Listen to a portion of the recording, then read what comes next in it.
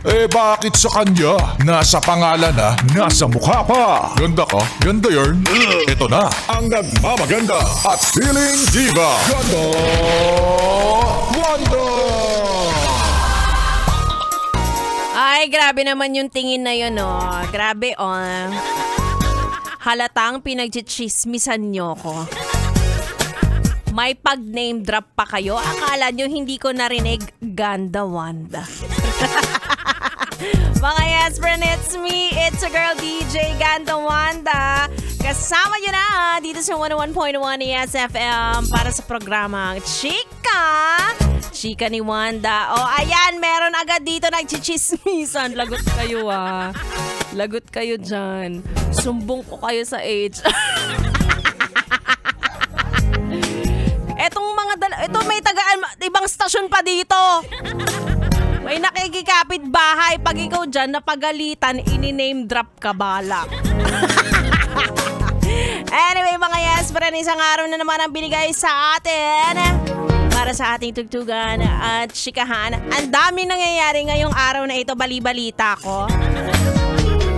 Parang masyadong kinumpres sa isang araw ang mga ganap. Ay, nako!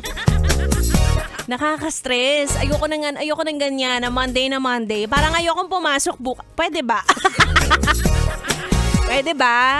Kasi naman nagtatrabaho tayo para sa pamilya ng iba. Baka pwede naman na sarili ko naman, no? Pwede ba yon? Hindi? Di wag. Anyway, tigil-tigilan nyo na ang pagchichismisan. Masama po yan. Lalo na kung wala namang katotohanan. Pero ito tanong ko lang, no, pag totoo yung kwentuhan, okay lang ba? Okay lang ba kapag totoo yung kwentuhan pag pinag-uusapan nyo? Feeling ko pwede naman, no? Iba kasi yung chismis eh. Di ba, yo? Di ba kaya yo? Ayan. Pag chismis, malaki ang chance na hindi siya totoo dahil narinig mo lang. Pero pag kwentuhan, meron kang facts. Fact yan.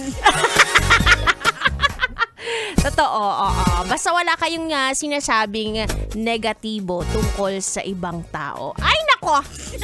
Sige na, mahaba pa ang gabi. Itutuloy natin ang ating kwentuhan hanggang alas 9. Again, it's me, Ganda Wanda, dito lang sa 101.1. Yes, FM Solid.